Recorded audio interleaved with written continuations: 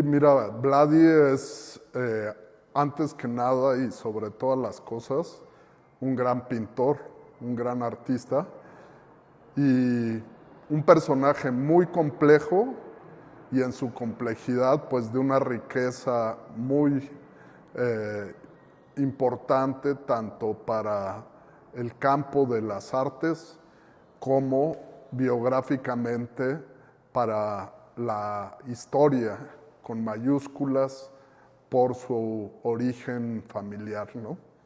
Eh, pero si hablamos de Vladi, si seguimos revisando al personaje, es básicamente por su actividad artística. Si Vladi no hubiese sido un gran pintor, pues no se le recordaría como se le recuerda hoy día, como se le dedica un museo en la UACM que lleva su nombre, como está incluido pues, en muchas de las historias del arte mexicano. Toda su vida fue un polemista hasta de sí mismo, ¿no? Discutió con todos los grupos con los que se movió, tuvo etapas en las que estudió muchísimo a la vanguardia, otras en las que estudió muchísimo al arte clásico y otras en las que conjuntamente, retomando tanto lo que había visto de la vanguardia de primera mano en su juventud, pues estuvo con los surrealistas en París en el momento más álgido del surrealismo. Le tocó ver, por ejemplo, la gran exposición del surrealismo en Francia en 1940, ¿no? Pues cuando él tenía acceso a los estudios de los pintores surrealistas, a donde estaba aprendiendo y sometiendo su propia obra por primera vez a la discusión y el intercambio de ideas con los creadores de esta corriente, ¿no? Pues no es un personaje monolítico, unidireccional, discutió incluso con las ideas mismas de su padre, a quien lo tenía muy en alto, y cuyas ideas, influencia, palabras e historia eran centrales dentro de su iconografía y dentro de lo que abordaba como temáticas en sus cuadros, ¿no? Pues no gratuitamente llega a su obra cumbre, que es el mural de la Biblioteca Lerdo de Tejada, que se llama Las Revoluciones y los Elementos. Pero esto no es así de sencillo como las primeras palabras que dan título al mural. Lo mismo vemos a la hora de que nos enfrentamos a la obra. ¿Cómo empieza ese mural? Pues empieza con un cuerpo de obra que realiza en una capilla lateral, no en la nave central del inmueble colonial a donde la realizó, que se llama la Capilla Freudiana.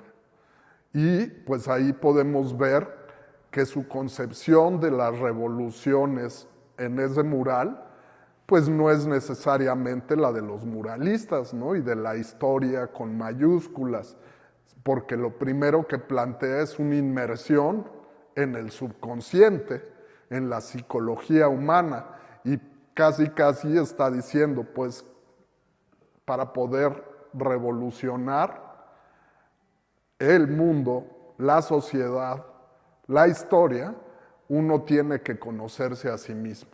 Uno tiene que meterse en el subconsciente, en la historia personal, en los traumas, en los dolores, en el deseo, en la sexualidad, para potenciarse como ser humano y entonces poder intentar cambiar el mundo, ¿no? ¿De qué otra forma te entiendes que el primer proyecto de este cuerpo de obra pues sea un diálogo con las teorías de Freud, ¿no? Entonces, ya cuando recorres la nave, pues te das cuenta que sí, esas revoluciones que le tocó de cerca discutir, vivir desde la casa, como la Revolución Rusa, o luego al llegar a México la Revolución Mexicana, pues están textualmente revueltas y alternadas con las grandes revoluciones del pensamiento del hombre, las revoluciones artísticas, mete a músicos, mete a grandes referencias de filósofos, de pintores, y Vicente Rojo, pues le podrían cuestionar los muralistas, pues no hay ningún tema ni nada de esto es social. Sin embargo, por ejemplo, en esta sala que se llama Negaciones, ¿por qué negaciones? Pues a mí Vicente Rojo me dijo, esto nunca lo digo, pero la T es por Tlatelolco. Y es una forma de recordarme a mí, pues que hay que tener una ética y siempre denunciar lo que pasó. Ahora, ¿cómo denunció lo que pasó? No nada más con pintura abstracta, que pues sería muy ingenuo pensar que estos cuadros generan una conciencia. No, él fue el editor de La Noche de Tlatelolco de Elena Poniatowska. Él fue el editor de varios suplementos culturales que en ese momento, dentro de la revista Siempre, fueron de las contadas publicaciones que reflejaron la masacre del 68 y antes ya le estaban dando cobertura a las ideas, los planteamientos de los jóvenes, a donde escribían, pues, no solamente Monsiváis y los cronistas en ese momento jóvenes de la época que estaban acompañando desde sus escritos y crónicas al movimiento, sino también estaban traduciendo a los artículos o a los pensadores y filósofos de Francia, de Berkeley, de Tokio, donde también se estaban dando los levantamientos estudiantiles del 68, ¿no? Entonces, pues no puedes decir que eran antirrevolucionarios los planteamientos de Vicente Rojo, al contrario. Él era pues también un hombre de izquierda, con otras estrategias de difusión de las ideas. Sus editoriales, pues la editorial Era publicó, aquí en esta sala vemos decenas de libros y de publicaciones, muchas de ellas que son el sustento de la izquierda mexicana que se leyó ahí a los grandes pensadores de la izquierda, no nada más sociológica, política, económica, sino también agrícola, o agraria, ahí están los textos de Bartra sobre el campo mexicano, ahí está la revolución interrumpida de Adolfo Gili, ahí están las reflexiones de muchísimos de los grandes pensadores del siglo XX en torno a los totalitarismos. Era una editorial de izquierda. Pero no era la izquierda de los nacionalistas del arte, era distinta. Ellos fueron más estalinistas. Siqueiros se plegó, al interior se dio una discusión luego muy fuerte.